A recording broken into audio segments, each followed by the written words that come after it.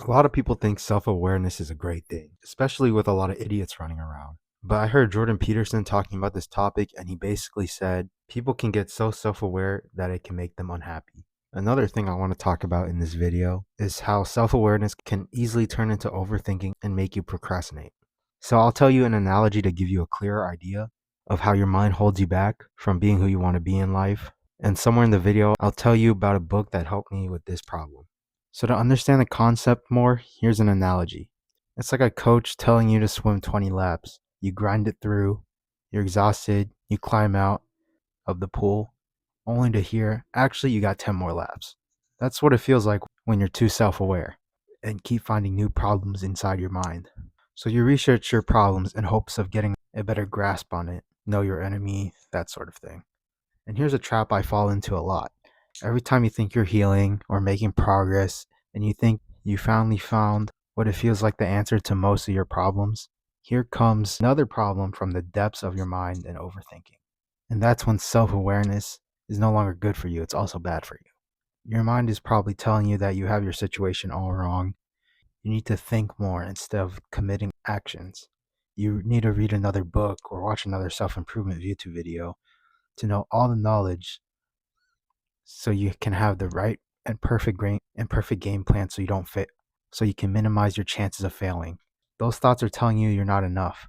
Becoming more self-aware is the problem because you're stacking more pain on top of pain. Like that swimming coach I was telling you about. You have 10 more laps to go when you thought you had we're going to get a break and celebrate. And sometimes your thoughts spiral and you start overthinking everything. Did I say the right thing? Why am I like this? Why can't I just enjoy the moment without analyzing it to death? This is you overthinking, and you've probably heard of analysis paralysis, which is the name of the process in which you look up more information because you think it will help you. But if you actually look back and realize what's happening, you'd probably notice that you get overloaded with information and don't do anything at all. And now that you're more self aware, you know the root and theory to why you act the way you are, but it doesn't help.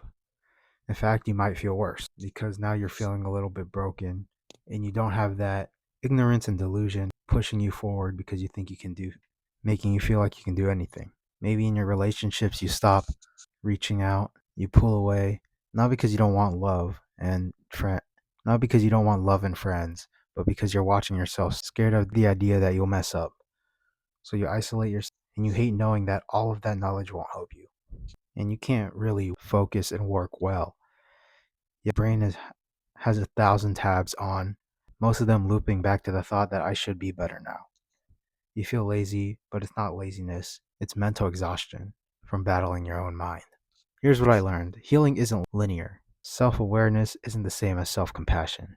You know your flaws, but you still can't be kind to yourself. What helps isn't always another insight, it's doing a small thing despite the overthinking. Sometimes it's letting yourself rest without earning it, or reaching out even if it does feel awkward. It's easier said than done to get past all those mental traps your brain sets for you in hopes. But I do have, ironically, another book that helped get me some momentum. And that's a lot better than none.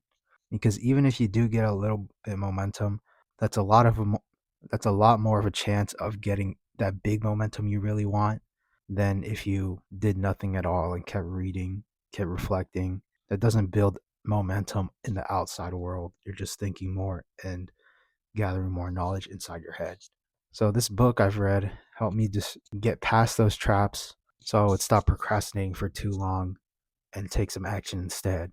I used to think I wasn't even a perfectionist, but then I realized there was actually a deeper reason to why I would want to delay action instead of taking action. It might seem irrelevant, but the way I was raised, I realize that now I never felt safe to try anything. I would always get criticized with whatever I did, so it feels like I would say it's deeply ingrained into my body to try to find the best solution possible because if you do it wrong, there will probably be consequences. But the best people didn't start at the top.